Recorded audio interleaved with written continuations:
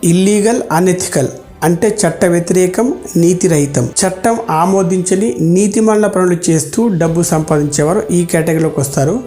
తక్కువ సమయంలో సులభమైన పద్ధతిలో ఎక్కువ డబ్బు సంపాదించాలని వీరు ప్రయత్నిస్తూ ఉంటారు. ఉదాహరణకు కరప్షన్. ఒక గవర్నమెంట్ ఎంప్లాయీ తన సొంత అవసరాల కోసం తన అధికారాన్ని ఉపయోగించుకుంటూ ప్రజల దగ్గర లంచం తీసుకోవడం. పట్టుబడితే జైలుకి వెళ్లాల్సి వస్తుంది కాబట్టి ఇది చట్ట వ్యతిరేకం.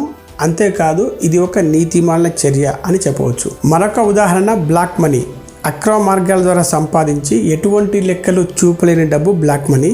మన దేశంలో బ్లాక్ ఎకానమీ యొక్క విలువ కొన్ని వేల కోట్లు కాదు కొన్ని లక్షల కోట్లు. ఈ మధ్య మన రాజకీయ నాయకులు ఎక్కువగా పట్టుబడుతున్న నేరాలు చూస్తే బ్లాక్ మనీ మరియు బ్లాక్ మనీని తిరిగి వైట్ చేసే మనీ లాండరింగ్ లాంటివి. ఇలాంటి తీవ్రమైన నేరాలు చేసినప్పుడు కనీసం 2-3 నెలలు జైల్లో ఉండడం, తర్వాత బెయిల్ మీద రిలీజ్ అవ్వడం, ఈలోపు వీరు పొందిన పాపులారిటీ వల్ల ఎలక్షన్స్లో పోటీ చేయడం, తర్వాత మంత్రులు, ముఖ్యమంత్రులు కావడం మనందరికీ తెలుసు. ఇంకా కొన్ని ఉదాహరణలు చూస్తే స్మగ్లింగ్, పైరసీ, ప్రాస్టిట్యూషన్, మట్కా, దొంగ నోట్లు లాంటివి కూడా ఇవే కేటగిరీలోకి వస్తాయి.